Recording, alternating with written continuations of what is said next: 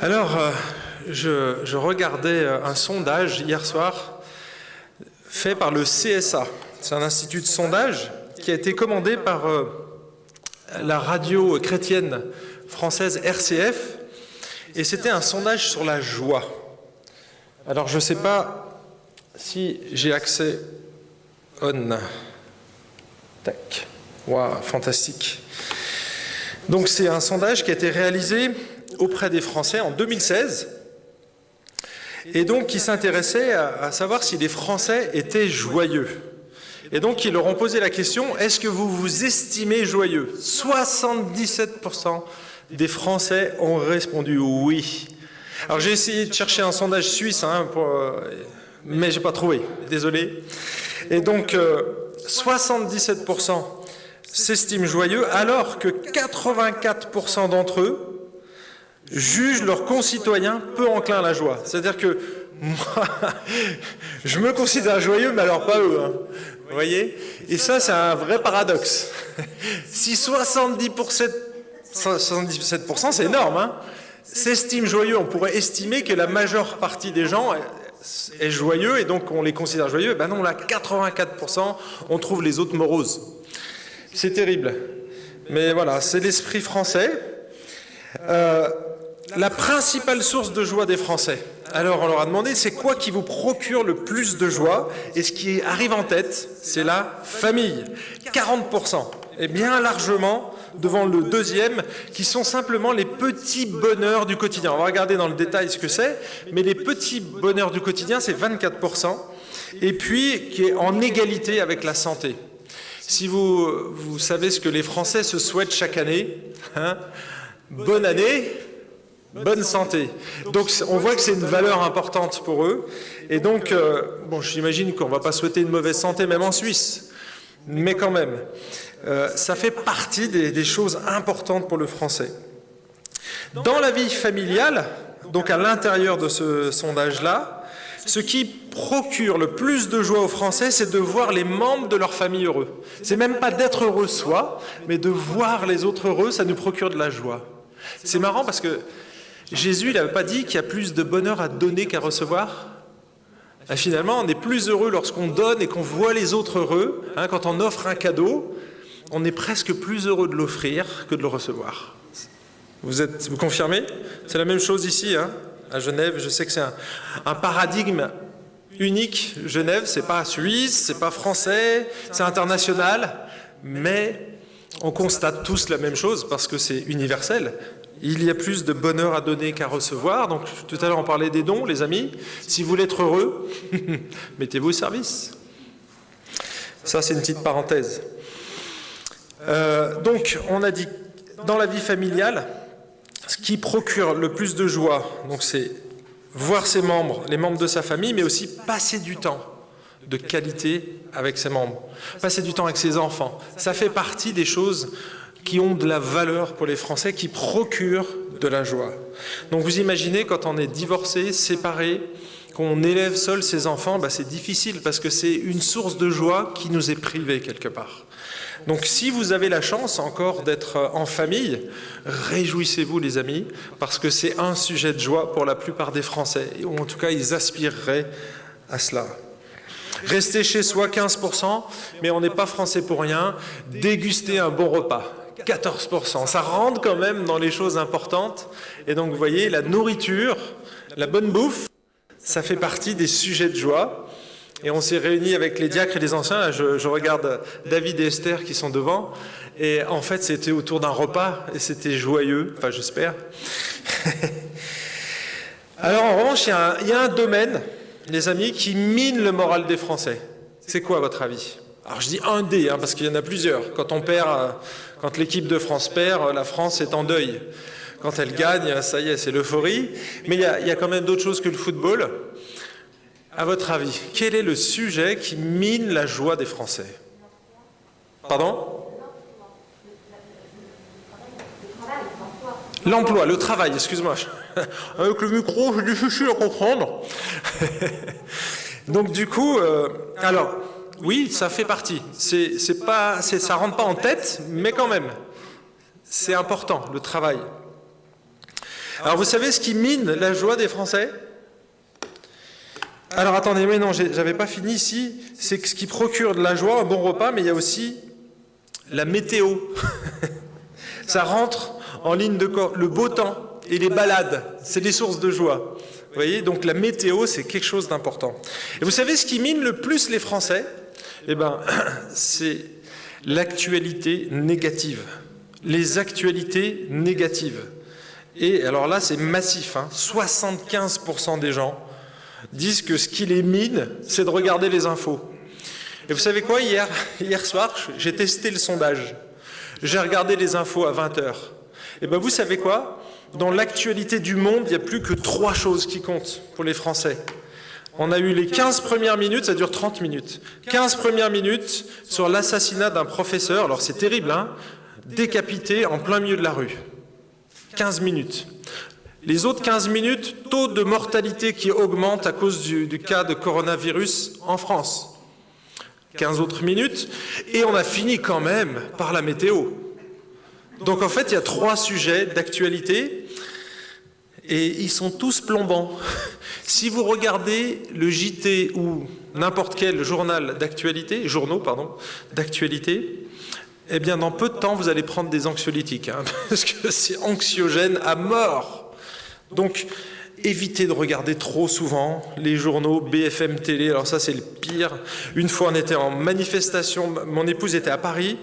Et puis moi, j'ai eu le malheur de mettre BFM TV. Et je vois manifestation, la marche pour tous. Et on voit des casseurs et tout. Et donc, j'appelle tout de suite ma femme. Elle dit « Ah ben non, ça se passe très bien. Tout le monde est gentil. On fait même descendre les gens qui sont sur les lampadaires. C'est vraiment bon enfant. » En fait, BFM TV avait focalisé son attention sur une exaction qui a eu lieu. Il y avait des millions de gens dans la rue. Peut-être pas d'aider, mais au moins 2. Et en fait, ils ont focalisé sur un point qui n'allait pas. Et vous voyez, ça, c'est terrible, mais c'est comme ça. Et ça mine le moral des Français. Et ça mine peut-être le vôtre. Si vous deviez élire un personnage important qui incarne la joie, si on mettait là-dedans le Dalai Lama, le pape, Jean Dujardin, Omar Sy, lequel arriverait en tête à votre avis?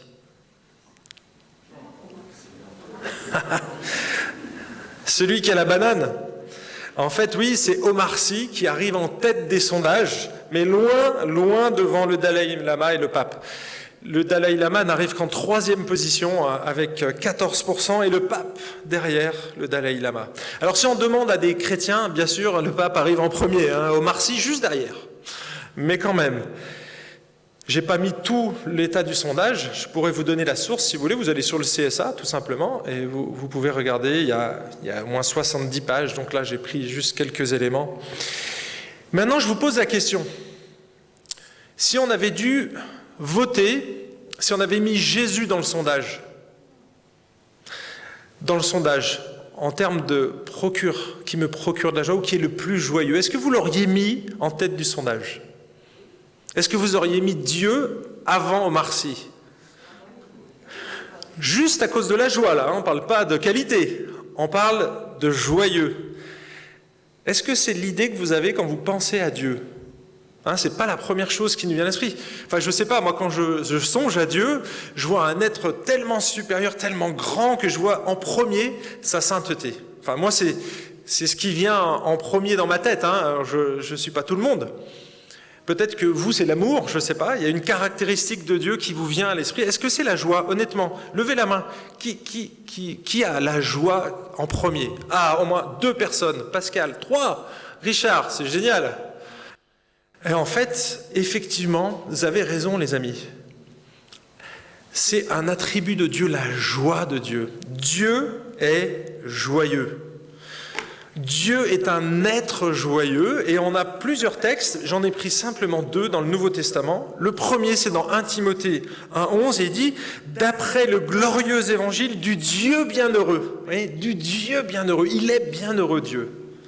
Là, il est heureux. Là, maintenant, lorsque je vous parle, il est heureux. Ça fait partie de son être. Et donc là, on parle du Père Céleste ici, le Dieu bienheureux. Le glorieux évangile du Dieu bienheureux, évangile qui m'a été confié. On parle du Père céleste. Mais on a aussi Jésus. Si on regarde 1 Timothée 6,15, il dit que manifestera en son temps le bienheureux et seul souverain, le roi des rois et le Seigneur des seigneurs. Si vous prenez les deux expressions, roi des rois et Seigneur des seigneurs, c'est repris 2 fois dans l'Apocalypse en parlant de Jésus. Et donc on voit que Jésus qui est Seigneur, est heureux, bien heureux ici, le texte dit. Et un texte que vous connaissez très bien, le AJPPBBFDM, c'est que le Saint-Esprit est joyeux, les amis. Parce que quand on est rempli du Saint-Esprit, la deuxième caractéristique qui vient juste après l'amour, c'est quoi? C'est la joie. Donc vous voyez, un chrétien qui est fidèle à Dieu, qui aime Dieu, qui est rempli du Saint-Esprit, il devrait avoir la banane. Parce que c'est Dieu qui est en lui et qui lui procure cette joie. C'est surnaturel, hein. N'essayez pas de le produire parce que c'est le fruit de l'esprit. Alors peut-être qu'il y en a qui sont plus enjoués naturellement. Hein. Ça vient de votre éducation, ça vient de votre état d'esprit, ça vient de votre personnalité aussi. Mais il y a une joie qui est surnaturelle. Et vous savez quoi? Ce Dieu joyeux là, il n'est pas radin. Ce Dieu joyeux, il veut nous communiquer sa joie. Comment je le sais? Mon verset préféré dans Jean chapitre 15, verset 11, il dit « Je vous ai parlé ainsi afin que ma joie soit en vous. » Et pas n'importe comment, mais que votre joie soit complète, parfaite, mature, hein, une joie qui soit profonde. Dieu qui est joyeux veut nous communiquer sa joie. Mes amis, c'est un des buts de Jésus, vous imaginez? Je veux que ma joie, celle que je connais, de la relation que j'ai avec le Père, de cette joie indicible que je ne peux même pas vous expliquer, je veux que cette joie-là, vous la connaissiez. C'est pas génial? Vous n'avez pas envie de devenir chrétien, honnêtement, si vous ne l'êtes pas encore? Dieu veut nous communiquer sa joie. Ce n'est pas vraiment la chose à laquelle on songe lorsqu'on parle de christianisme ou de Jésus. Et pourtant, on devrait être connu pour être joyeux. Pourquoi je vous parle de joie ce matin? Eh bien parce qu'on est en train d'étudier, de survoler, enfin on ne survole pas, on regarde verset par verset l'épître aux Philippiens. Et vous savez comment elle a été appelée cette épître? L'épître de la joie. Et c'est le titre finalement de toute la série. Il s'intitule « Conserver la joie » en toutes circonstances. Pourquoi conserver la joie? Tout simplement parce que l'apôtre Paul est dans une circonstance particulière. Est-ce que vous vous souvenez où est l'apôtre Paul lorsqu'il écrit cette lettre? En prison. Il est emprisonné avec un soldat qui change toutes les 4 heures. Mais lui, 24 heures sur 24, enchaîné un soldat. Et il écrit la lettre où il y a le plus de fois la mention du mot joie ou se réjouir, l'expression se réjouir, 16 fois en 4 chapitres. C'est énorme. Et donc, l'épître, on l'appelait l'épître de la joie parce qu'elle est, à chaque endroit, on voit la joie de l'apôtre Paul. Et ce matin, on va regarder 3 raisons qui réjouissent le cœur de Paul, d'un leader. Et donc, j'ai intitulé ce message « Comment réjouir le cœur d'un leader ?» Et on va voir que ce sont des principes, des éléments qui réjouissent le cœur de Paul. Donc, comme Paul était un leader, si nous ou vous êtes un leader dans l'Église, ça devrait aussi réjouir vos cœurs. Et vous allez voir que moi, je suis pleinement en accord avec cette joie que l'apôtre Paul peut vivre. Donc, ce matin, on va analyser maintenant ces 3 points. D'abord, on va lire le texte dans Philippiens chapitre 1, et c'est les versets 3 à 7. Donc si vous avez une Bible, prenez-la, sinon c'est projeté derrière moi. Est-ce que vous voyez l'écran? Est-ce que tout le monde voit avec le bleu? Parce que j'ai mis une couleur particulière, mais je voudrais savoir si ceux du fond de la salle voient l'écran correctement. Est-ce que vous arrivez à le lire? Non. D'accord. Est-ce que vous voyez le blanc? Philippiens, vous le voyez ou pas? Est-ce que c'est trop petit ou c'est parce que c'est la couleur? Je fais un test, hein, désolé pour ceux qui nous regardent de l'extérieur, c'est du live. Les deux, trop petit et pas la bonne couleur. Ok, super, ça sera corrigé pour la prochaine fois. Du coup, je vais lire le texte, écoutez-le ou sinon lisez-le dans vos Bibles, c'est la version à la colombe. Je rends grâce à mon Dieu toutes les fois que je me souviens de vous. Je ne cesse dans toutes mes prières pour vous tous de prier avec joie.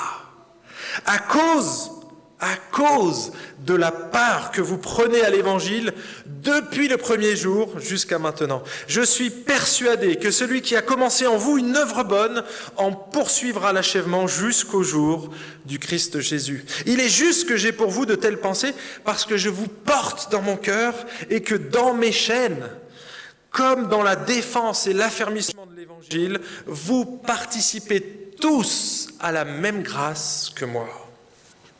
On achève la lecture ici du texte et on va commencer notre premier point. J'ai découpé en 3 points ce texte. Premier point, c'est la joie de voir les Philippiens transmettre l'évangile de la grâce. Voilà une des raisons qui pousse l'apôtre Paul à se réjouir lorsqu'il voit les Philippiens transmettre l'évangile de la grâce. Ça, c'est vraiment une source de joie pour l'apôtre Paul. Et du coup, ça devrait être aussi le nôtre. On va rentrer maintenant plus dans le détail du texte. Regardez ce que dit le verset 3. « Je rends grâce à mon Dieu toutes les fois que je me souviens de vous. Je rends grâce à mon Dieu pour vous tous, dans toutes mes prières, pour vous tous. » Vous voyez, c'est vraiment l'ensemble de l'Église qui réjouit le cœur de l'apôtre. Et vous avez vu ici, ça pourrait être égoïste, la joie. Quelque part, on est joyeux parce que ça nous procure du bien. C'est une émotion, quelque part, qui nous traverse. Et puis, ça peut nous faire du bien à nous. Regardez où il a ses yeux fixés, l'apôtre Paul. Je rends grâce à qui ? Je rends grâce, ça veut dire je suis reconnaissant.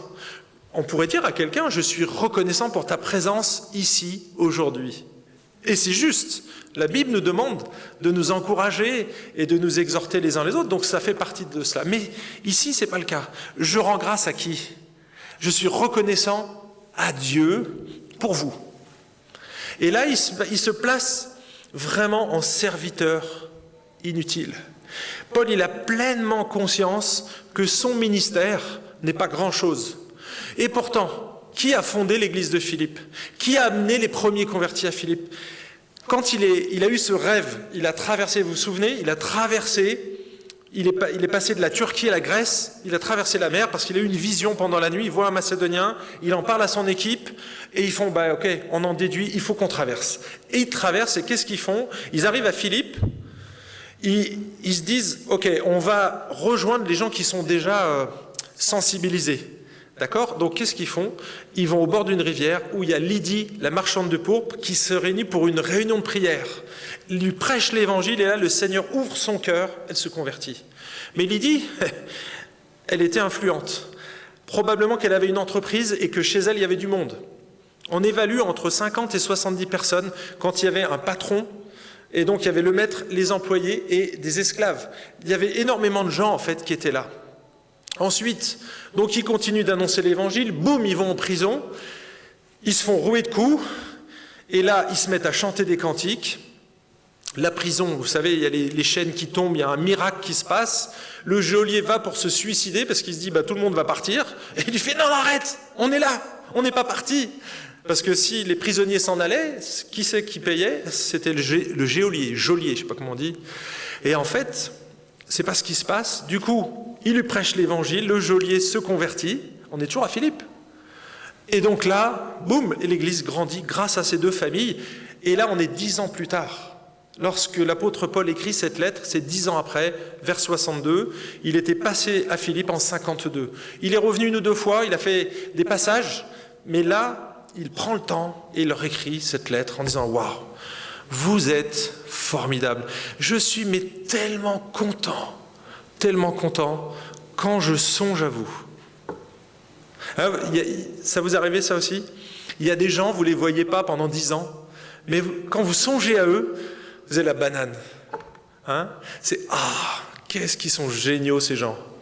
Pourtant, l'apôtre Paul, je peux vous dire qu'il n'a pas été toujours aussi enthousiasmé par les chrétiens. Vous savez ce qu'il dit lorsqu'il s'adresse aux Corinthiens ? 2 Corinthiens chapitre 2, vous pouvez le lire dans vos Bibles, verset 4.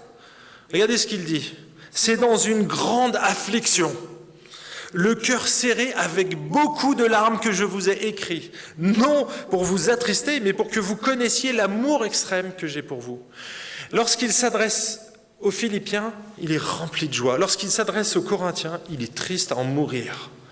Il est attristé au plus profond de lui, il a des larmes qui coulent. Et vous savez ce qu'il dit aux Philippiens, plus loin, chapitre 3, verset 1, « Je n'éprouve aucun ennui à vous écrire les mêmes choses, et pour vous, c'est une sécurité. » En quoi le fait de répéter les mêmes choses était une sécurité? Ben, ça veut dire qu'il n'avait rien à corriger. Chez les Corinthiens, je peux vous dire que la liste était longue. Déjà, eux lui avaient posé des questions, donc il y répondait, mais il remettait une couche sur son apostolicité, sur les dons, sur l'amour. Je veux dire, il a mis le paquet, l'apôtre Paul. Pas parce qu'il fallait corriger dans tous les sens. Ils étaient égoïstes, les Corinthiens. Alors que les Philippiens, dès le départ, dès le premier jour, ils ont participé à proclamer l'Évangile. Il dit au verset 5, « À cause de la part que vous prenez à l'Évangile, depuis le premier jour jusqu'à maintenant. » On revient dans Philippiens ici, le verset 5. « À cause de la part que vous prenez à l'Évangile, depuis le premier jour. » C'est-à-dire, les gens, ils se convertissent et paf, direct au service. Direct. Dans quel domaine ils ont pris part? Et là, moi je pense, alors il y en a plusieurs, mais la première, c'est le fait de transmettre le message de l'Évangile à d'autres. Ça, c'est une manière de prendre part à l'Évangile dès le premier jour, parce que finalement, on le lit plus loin. Les Philippiens ont pris le relais, ils ont pris le bâton que Paul leur a donné, et ils l'ont transmis à d'autres, en fait. Ils l'ont transmis non seulement aux membres de leur famille, on voit que Lydie et le geôlier transmet et que tout le monde se convertit. Pareil, il devait y avoir une grande famille. Quand on pense famille, c'est pas le papa, la maman et les enfants, c'est beaucoup plus large. D'accord? Et ils se convertissent tous. Le geôlier arrive, dit « Waouh, c'est génial! Regardez ce que j'ai vu un miracle !» Et donc il expose ça et tout le monde se convertit et le soir même, ils se font baptiser. Ça, c'est un truc hallucinant. Mais c'était la réalité de ce qu'ils ont vécu. Et donc, ces Philippiens, ayant connu l'Évangile, vont le transmettre tout de suite derrière. Et on le voit en fait, depuis le premier jour. Ça veut dire que lorsqu'on reçoit l'Évangile, et moi je me souviens la première fois que j'ai reçu le Seigneur, mais j'avais envie de le dire à tout le monde. Dieu m'aime! Il faut que tu le saches! Je ne sais pas si vous avez été amoureux dans votre vie. Lorsqu'on est amoureux, on a envie que tout le monde le sache. Eh bien là, c'était le cas. Moi, je ne connaissais absolument pas Jésus. Le seul Jésus que je voyais, c'était dans le calendrier de la Poste, le 25 décembre. Puis je savais que chaque année, on parlait de Jésus au changement. 1er janvier, après Jésus-Christ. 2020, après Jésus-Christ. C'est tout. Je ne connaissais rien d'autre.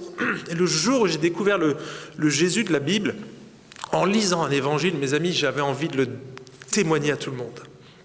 Et en fait, on le constate, et je vous donne ici un autre témoignage, c'est dans mon groupe de maison, il y avait un jeune couple qui est venu, elle était convertie depuis des années, et lui, il n'était pas, il s'était marié. Et donc, on les avait accueillis dans notre groupe de maison, et ils assistaient à toutes les réunions. Donc on faisait réunion de prière, études bibliques, on mangeait ensemble, enfin, on vivait ensemble, c'était un groupe de maison. Et donc, à chaque fin de séance, donc on commençait à 8h, à 22h, on disait « Ok, on arrête la séance et ceux qui doivent rentrer rentrent chez eux. » Et donc, à 22h, tout le monde partait et devant la porte. Et c'était systématique, il s'arrêtait, il n'avait pas ouvert la bouche. Pendant 2 heures, il ne disait rien. On ne savait pas ce qu'il pensait. Et là, à 10h pile, devant la porte, mon épouse était en train déjà de se laver les dents pour aller au lit. Eh bien, il me bloquait pendant 1 heure et il me bombardait de questions, alors qu'il n'avait pas ouvert la bouche devant les autres. Ça a duré 2 ans, les amis. Pendant 2 ans, tous les jeudis, je passais 1 heure sur la véranda, des fois en plein hiver, je peux vous dire que c'était un peu frais. Eh bien, j'ai essayé de répondre à ces questions. Et j'ai répondu. Et aujourd'hui, ils sont partis avec son épouse, il s'est fait baptiser. Alors, c'est moi qui l'ai baptisé, j'ai eu le privilège, parce qu'il s'est converti au final. Et ils ont dû changer de ville. Ils sont à Paris aujourd'hui avec son épouse. Et donc, ce qui me réjouit, vous savez ce qui se passe? c'est que lui, il dirige un autre groupe dans son église, donc dans son église locale, et donc il dirige un groupe sur l'évangélisation durable. Ils ont pris mon livre, et c'est lui qui pilote le truc et qui anime les réunions. Et donc moi je suis ça par Zoom, il les enregistre, il me les envoie, il me dit « Est-ce que tu peux corriger ?» Mais vous ne pouvez pas savoir la joie que ça me procure. C'est qu'il prend depuis sa conversion, tac, tout de suite, il a eu maintenant ce désir de transmettre. Vous voyez ? Et c'est ce qui se passait chez les Philippiens. Vous savez qu'il y a un auteur qui a écrit une grosse enquête, il s'appelle Christian Schwarz. Alors le livre date un peu, mais ça a été corroboré par une autre étude qu'il a fait, beaucoup plus large. En tout cas, dans cette première étude, il a constaté que les églises qui grandissaient étaient celles qui faisaient participer les jeunes convertis à l'évangélisation. Regardez ce qu'il dit. Vous l'avez ici derrière moi. Les églises qui grandissent font participer les nouveaux convertis à l'évangélisation. Beaucoup d'églises hésitent à inclure ces nouvelles personnes dans les efforts d'évangélisation à cause de leur immaturité et de leur manque de connaissances. Mais les nouveaux croyants ont encore de nombreux contacts avec le monde. Ils parlent encore un langage compréhensible et leur manière de raisonner est très proche de leurs amis non chrétiens. Et vous voyez, ici, moi j'ai constaté ça dans ma propre vie. La première année où je me suis converti, je connaissais quoi ? Jean 3,16, par cœur. Eh bien, j'ai amené plusieurs personnes à la foi. C'est dingue. Et plus tard, beaucoup moins.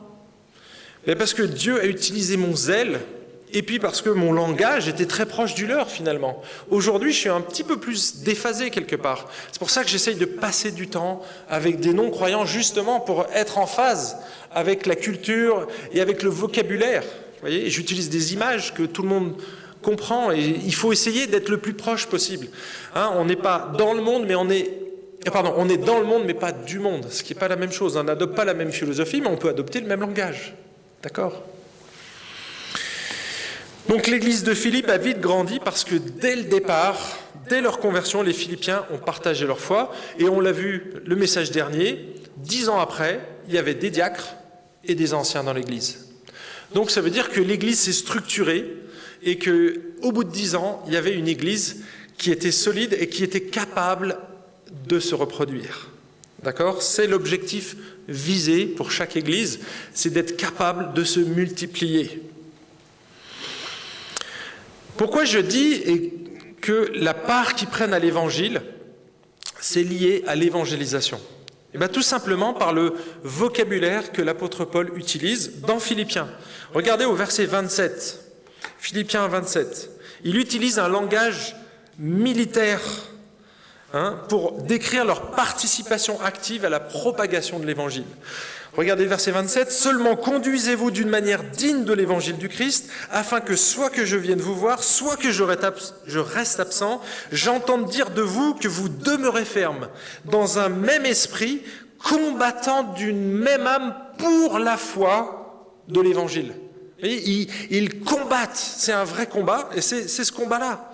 Les armes du chrétien, ça fait partie de notre panoplie, et donc du coup, on est amené à partager, et c'est pour la foi de l'Évangile, pour que cette foi progresse, pour que les nations entendent parler de l'Évangile. On le retrouve encore au chapitre 4, versets 2 et 3.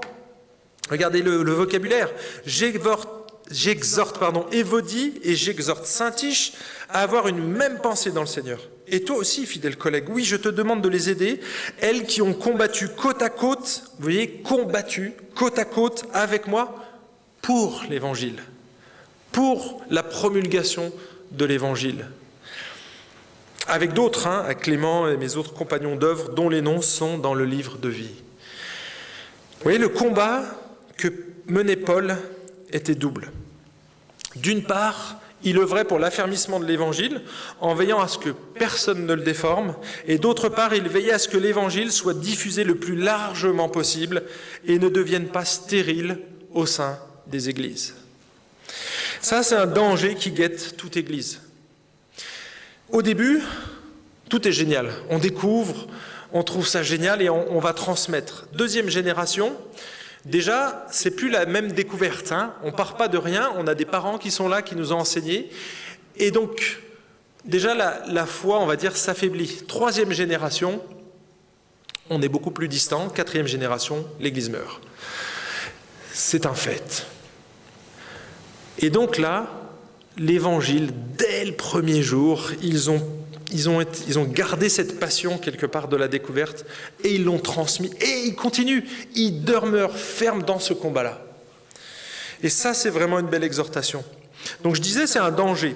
L'histoire nous montre que l'Église, soit n'est pas restée fidèle à l'orthodoxie apostolique, elle est tombée soit dans le légalisme, soit dans le laxisme, avec une mauvaise théologie, soit qu'elle n'a pas su transmettre l'Évangile autour d'elle en perdant peu à peu sa passion pour les perdus. Et là, je vous renvoie au message sur l'Église d'Éphèse.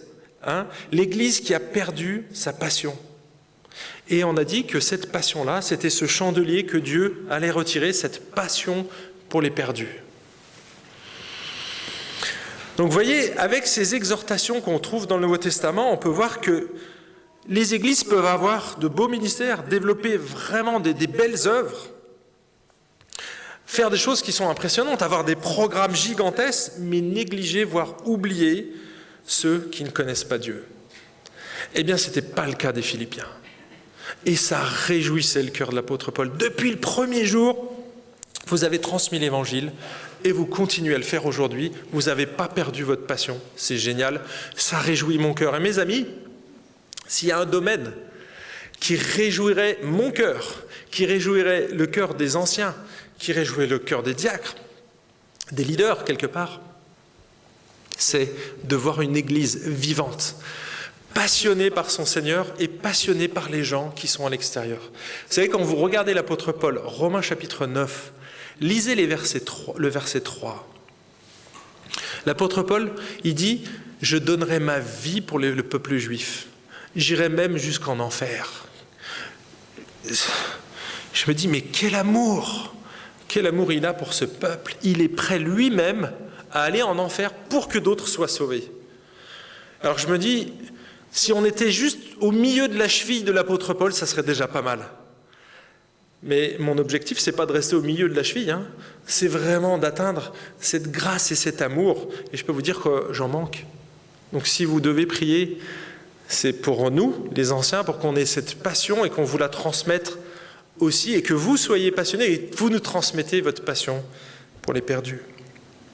Deuxième point et deuxième raison qui donne de la joie au cœur de l'apôtre Paul, eh bien, c'est de voir les Philippiens financer l'avancement de l'évangile de la grâce. Regardez ce qu'il dit au chapitre 4,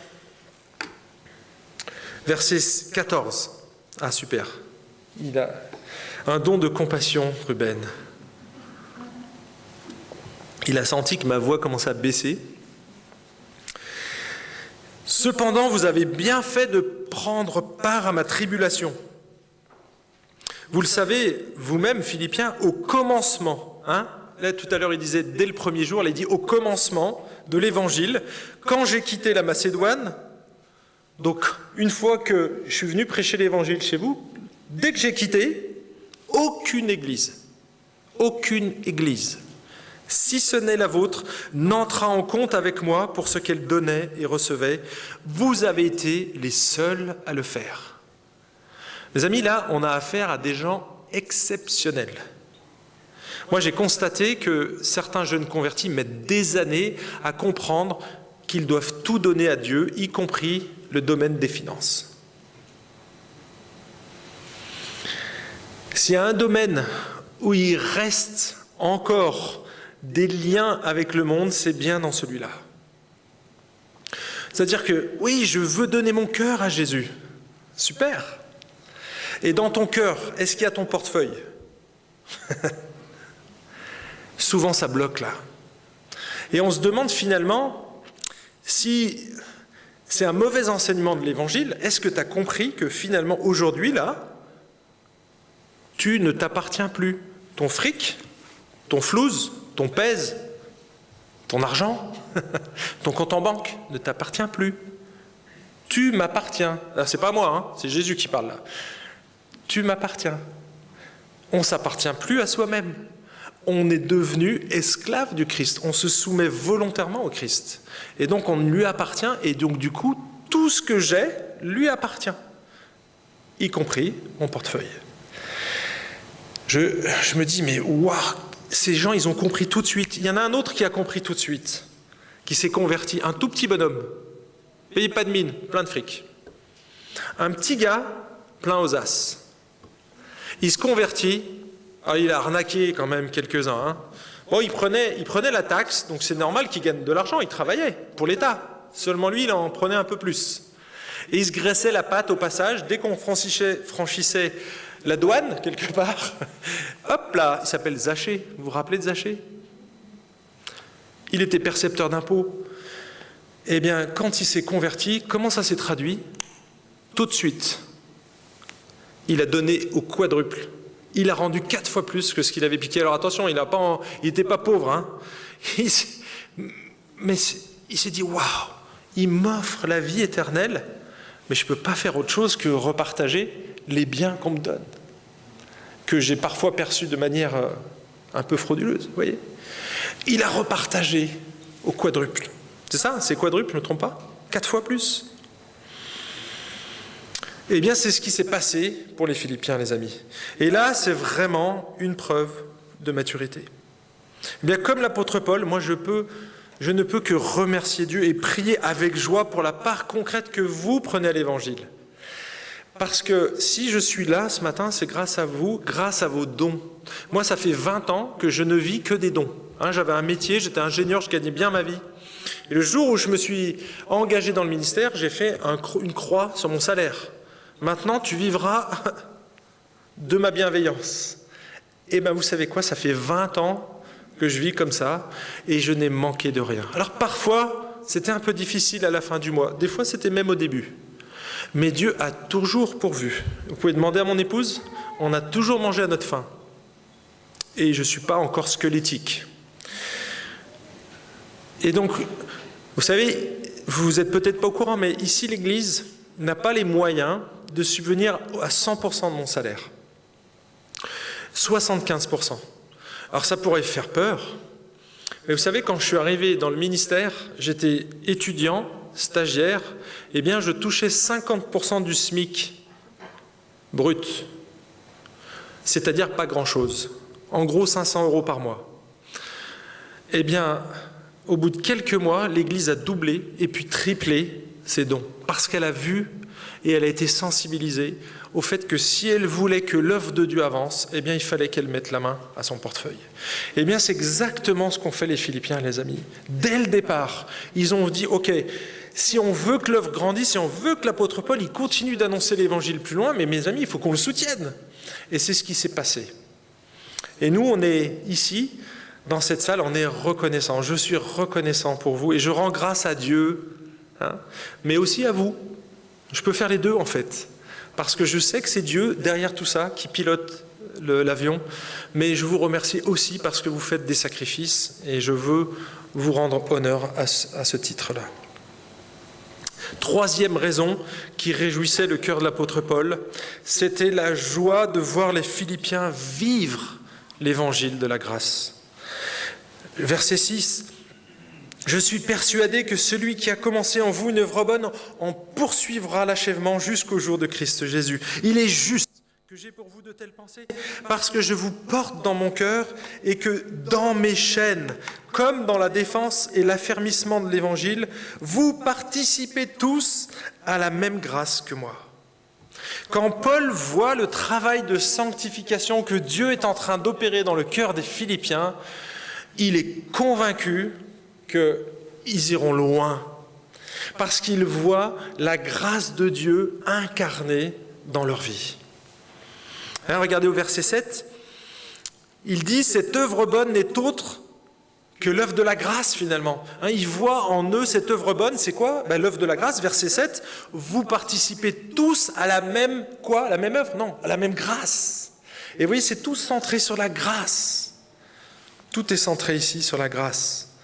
Cette grâce leur permet de vivre l'Évangile, mais aussi d'obéir à l'Évangile, tout en faisant face aux difficultés. L'apôtre Paul, lui, il bénéficiait de la grâce de Dieu parce qu'il était en prison et qu'il avait cette joie. Et ça, c'est une grâce que Dieu lui faisait. Et puis, les Philippiens vivaient probablement dans la persécution. On voit qu'ils sont pauvres, en fait, les Philippiens. On le lit, les églises de la Macédoine ont participé à une collecte, on verra ça plus tard dans le chapitre 4, mais je fais un petit teaser ici, comme ça vous allez être obligés d'attendre le chapitre 4 pour avoir la suite. Et en fait, au chapitre 4, on découvre que les églises de la Macédoine étaient pauvres et qu'elles se sont sacrifiées pour une famine qui existait à Jérusalem. Et donc, les églises de la Macédoine, c'est Philippe. Une des églises, il y en a d'autres, mais quand même, la plus connue, c'était l'église de Philippe. Donc ces gens étaient pauvres et ils bénéficiaient de la grâce de Dieu. Vous voyez, c'est pas parce qu'on est pauvre qu'on n'est pas sous la grâce. Et cette pauvreté, eh bien, malgré cette pauvreté, ils s'étaient cotisés pour donner à d'autres qui étaient encore plus pauvres qu'eux, qui ne mangeaient plus. Ils étaient dans la famine. Et on se dit, waouh, des gens pauvres reçoivent la grâce de Dieu nécessaire pour pouvoir encore donner à d'autres.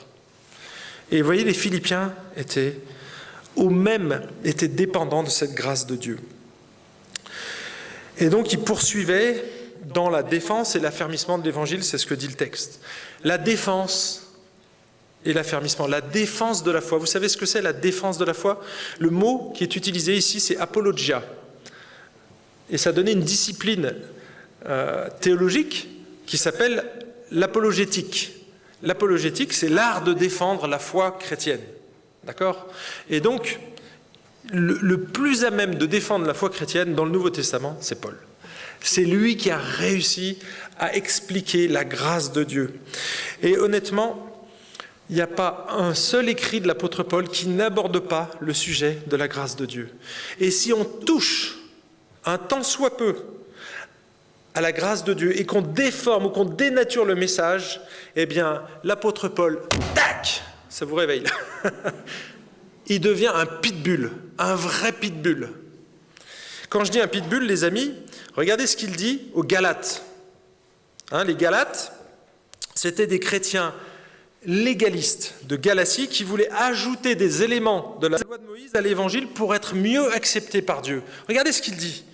« Je m'étonne que vous vous détourniez si vite de celui qui vous a appelé par la grâce de Christ pour passer à un autre évangile. Non pas qu'il y ait un autre évangile, mais il y a des gens qui vous troublent et veulent pervertir l'évangile du Christ. » Et regardez ce qu'il dit là, c'est terrible. « Mais si nous-mêmes, il s'inclut là-dedans, ou si un ange du ciel vous annonçait un évangile différent de celui que nous vous avons annoncé, qu'il soit anathème. Séparé de Dieu, qu'il aille en enfer. » Vous imaginez? C'est fort, les amis. Il touchait à la grâce. Et qu'est-ce qu'il fait? Tac! Là, il mord. Et on devrait faire la même chose. C'est pour ça qu'on parle souvent de cet évangile de la prospérité, les amis. Moi, je mords quand c'est comme ça, parce qu'il dénature l'évangile de la grâce. Vous savez, il disait à des jeunes convertis, et là, c'était des juifs convertis au christianisme, mais qui avaient rebasculé dans le judaïsme. Quand ils voyaient un païen qui se convertissait dans l'église, ils venaient le trouver, ils lui disaient « Hé, viens voir, ça serait quand même plus cool si tu te faisais circoncire. Ah, tu serais mieux accepté par Dieu. Hein. Regarde-nous. On mange cachère, on s'est fait circoncire, et franchement, c'est la classe, quoi. » Et c'est ce qui se passait dans l'église de Galate, de Galatie. Eh bien, Paul, là, il dit « Stop! Les amis, vous avez absolument rien compris. » Et là, il sort les crocs et il attaque. Si tu touches à l'évangile, boum, je mords. Et il y va fort. Personnellement, c'est le point où je suis le plus vigilant dans ma vie chrétienne. Parce que je vois avec quelle rapidité je peux tomber dans le légalisme ou dans le laxisme. C'est naturel, les amis. On est des usines à idoles. On fabrique nous-mêmes des idoles. Une idole, c'est une bonne chose, au départ. Et ça devient notre Dieu, d'accord? Et si on n'a plus ça, on est perdu. Le légaliste, Ils pensent pouvoir rajouter quelque chose pour être mieux acceptés par Dieu. Et là, l'apôtre Paul et Dieu disent « Non, tu ne peux rien rajouter pour me plaire. Tu me plais déjà. Pourquoi tu essayes de faire des choses pour me plaire ? On ne fait pas les choses pour mieux plaire à Dieu, les amis. On obéit à l'évangile parce qu'on aime Jésus. Ce n'est pas pour lui plaire. C'est parce qu'il nous aime et qu'il nous a tout donné. Eh bien, en échange, je vais lui donner simplement, mais ce n'est pas pour être plus accepté par lui. Que tu te fasses circoncire. L'apôtre Paul, dans les Galates, il est terrible, parce qu'il dit, mais pourquoi vous coupez simplement le prépuce ? Coupez tout. Coupez tout. Mutilez-vous. Ça ne sert à rien.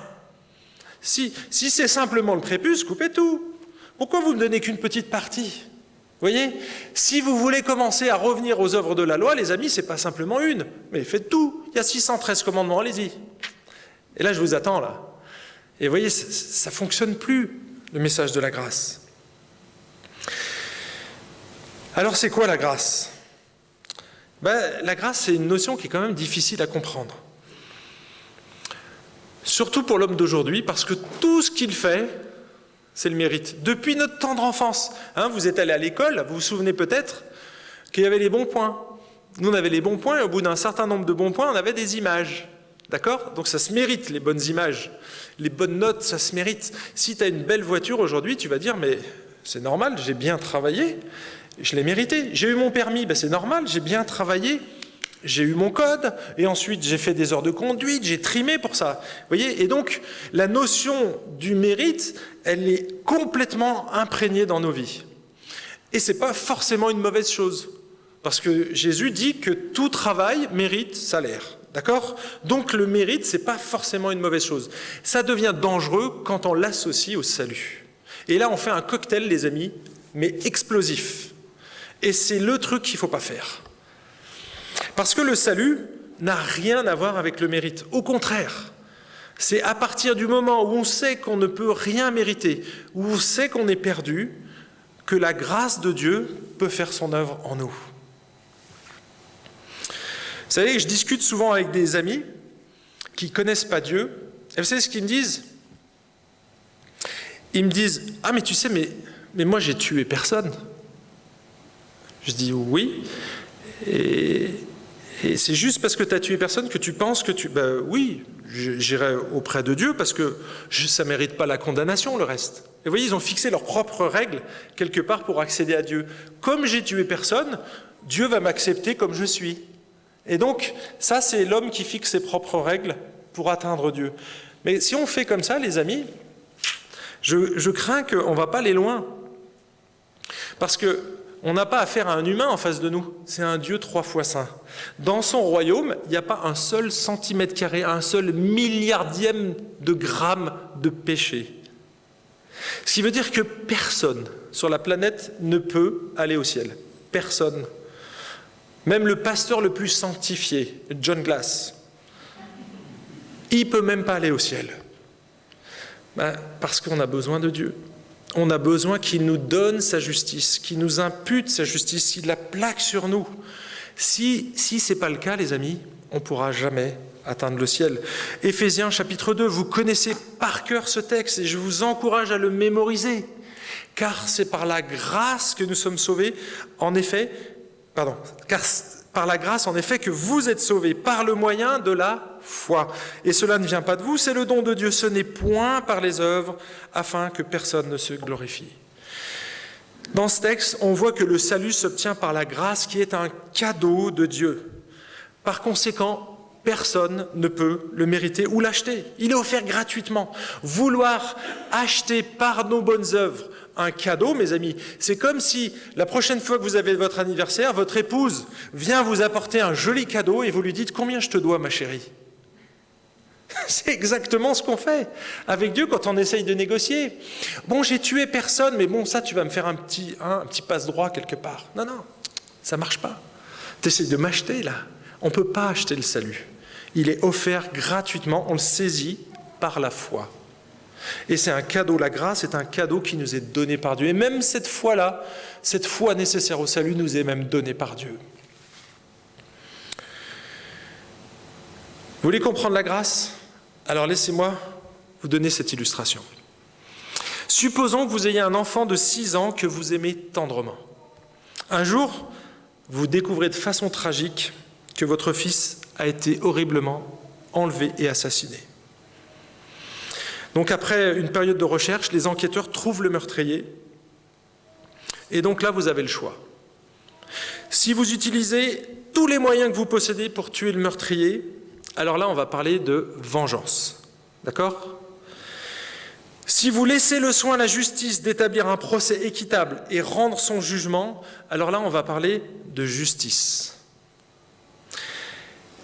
Mais si le meurtrier reconnaît sa culpabilité, que vous le pardonnez, que vous lui offrez la liberté, que vous l'invitez dans votre maison et que vous l'adoptez comme votre propre fils, alors là, on va parler de la grâce. Vous comprenez maintenant pourquoi la grâce est si difficile à saisir et à accepter ? Très peu de personnes, sinon aucune, agiraient ainsi avec joie et attention. Or, mes amis, Dieu agit de cette façon chaque jour avec ceux qui lui font confiance. Chaque jour, il nous donne cette grâce-là.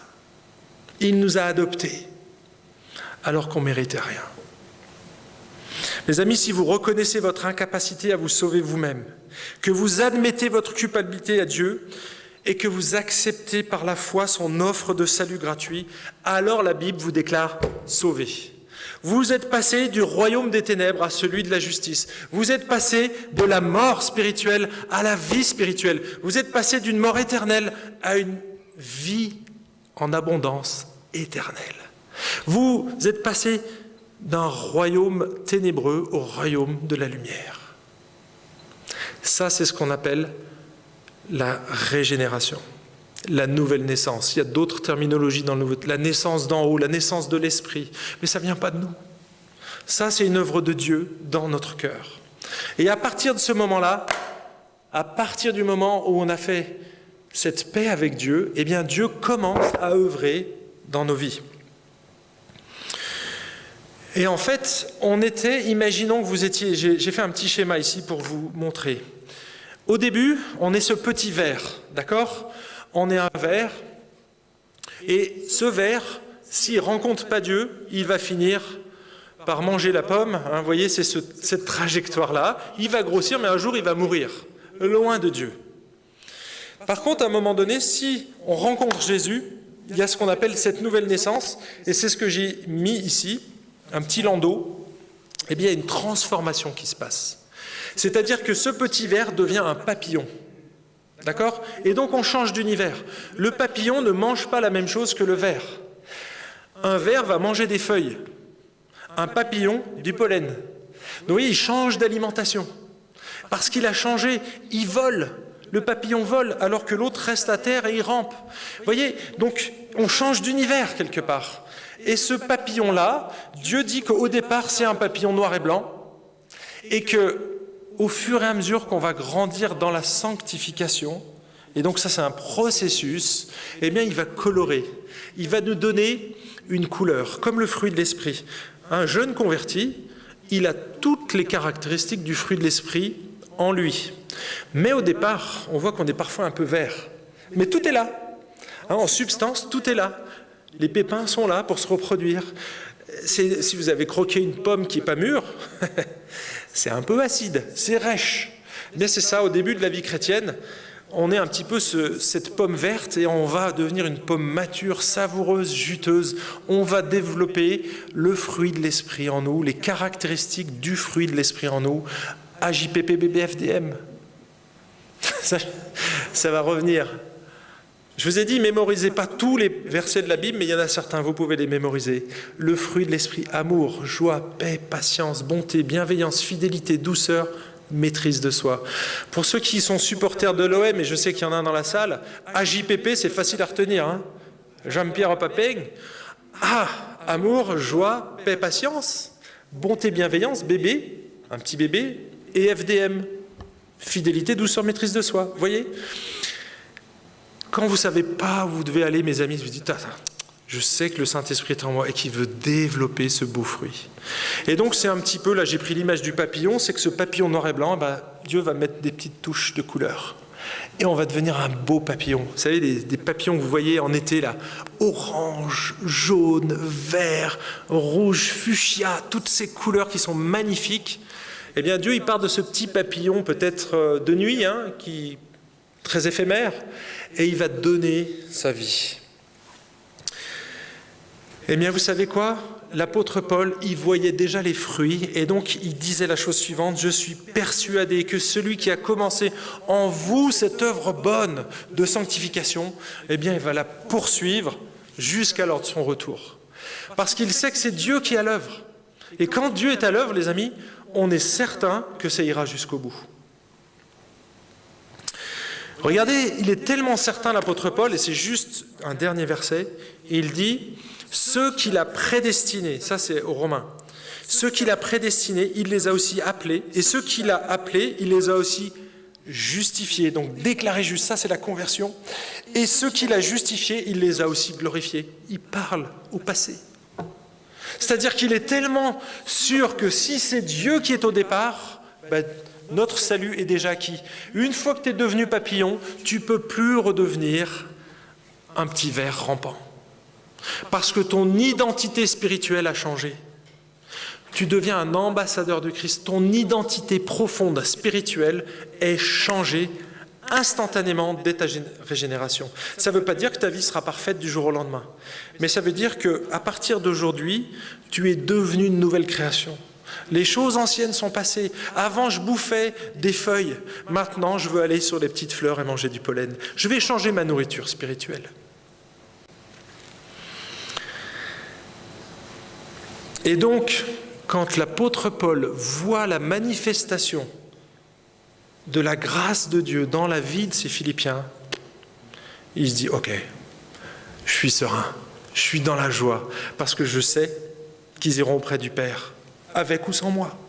Mais ils iront parce que Dieu est à l'œuvre et que c'est lui qui les a pris en main et qui va les mener jusqu'au bout. Attention, c'est comme quand vous allez à la poste. Dieu il nous garantit l'envoi et la réception. Il ne dit pas comment ça va se passer au milieu. Parfois, ça secoue un peu dans le carton. Mais rassurez-vous, l'adresse du destinataire, elle est déjà au bout. Et c'est lui qui va nous emmener. C'est lui qui a apposé son tampon. Ne vous inquiétez pas, c'est marqué Saint-Esprit sur la boîte. Et là, il y a l'adresse du paradis. Rue du Paradis, au ciel. Je veux dire, c'est sympa ça. Par contre, il ne dit pas comment ça va se passer entre les deux. Et parfois, ça secoue un peu dans la boîte. Eh bien, c'est ça la sanctification, mes amis. Des fois, c'est dur, c'est difficile, ça fait mal. On est obligé d'être repris pour grandir, en fait. Le Seigneur a besoin de faire ça. Allez, je conclue avec une petite histoire. On raconte l'histoire d'un couple qui vivait d'une façon très particulière. Lui, il était militaire de carrière, et donc il avait une certaine compréhension du couple. Avant de partir au travail le matin, il faisait une liste à sa femme de tout ce qu'elle devait faire dans sa journée. Donc il prenait un papier et il avait listé ça. Et donc tu feras le ménage, tu feras les courses, tu feras le lit, tu feras ci, tac, tac. Et il avait listé tout ça. Et donc sa femme essayait tant bien que mal de faire tout ce qu'il avait exigé dans son papier, parce qu'elle aimait son mari et donc elle voulait l'honorer, et elle n'y arrivait pas. Et donc lui, il rentrait le soir, il posait ses pantoufles devant la porte. Chérie, où sont... pas ses pantoufles devant la porte. Il posait ses chaussures, il prenait ses pantoufles qu'elle avait soigneusement mis. Il s'asseyait dans son canapé, prenait sa télécommande, sa petite bière, bien fraîche, attention. Et c'était comme ça tous les jours. Et il reprenait la liste le soir, assis dans son canapé tranquillement, et disait, chérie, il allait vérifier au-dessus des portes. Oh, pas bon ça, il y a de la poussière. Pourquoi t'as pas fait la poussière ? Écoute mon chéri, avec tout ce qu'il y avait à faire, j'ai plus le temps. Non, mais là, ça va pas, là, c'est pas sérieux. Et boum, c'était discussion interminable. Et cette femme était accablée. Et un jour, elle est délivrée. Malheureusement, cet homme décède d'un accident de voiture. Des fois, il y a des décès qui soulagent. Mais bon, bref. Il se trouve qu'elle se remarie avec un croyant d'une église, un vrai converti. Et donc cet homme aime sa femme, et donc part au travail le matin, mais ne laisse aucune lettre avec une liste à faire. Il rentre du travail, il salue son époux. « Oh ma chérie, tu es merveilleuse. Quand je vois tout ce que tu fais à la maison, mais c'est fantastique. » Et en fait, cette femme, donc, elle faisait beaucoup plus qu'avant. Et un jour, il se trouve qu'elle faisait le ménage à la maison, elle était restée dans la même maison, et en nettoyant sous le canapé, chose qu'elle faisait beaucoup plus rarement, elle retombe sur une ancienne liste. Et elle regarde cette liste-là, et elle regarde les croix, et elle dit « Waouh, mais aujourd'hui j'en fais 2 fois plus !» Mes amis, elle avait un mari qui était rempli de grâce, qui l'acceptait pour ce qu'elle était, pas pour ce qu'elle faisait. Et c'est exactement ce que Jésus veut avec nous. Il ne nous donne pas une liste à faire. Il veut que l'on comprenne qu'il nous aime comme nous sommes. Il va nous changer, ne vous inquiétez pas pour ça. Mais il vous aime comme vous êtes, d'accord ? Vous n'avez pas besoin de chercher. Sa grâce est là. Justement, vous ne méritez pas.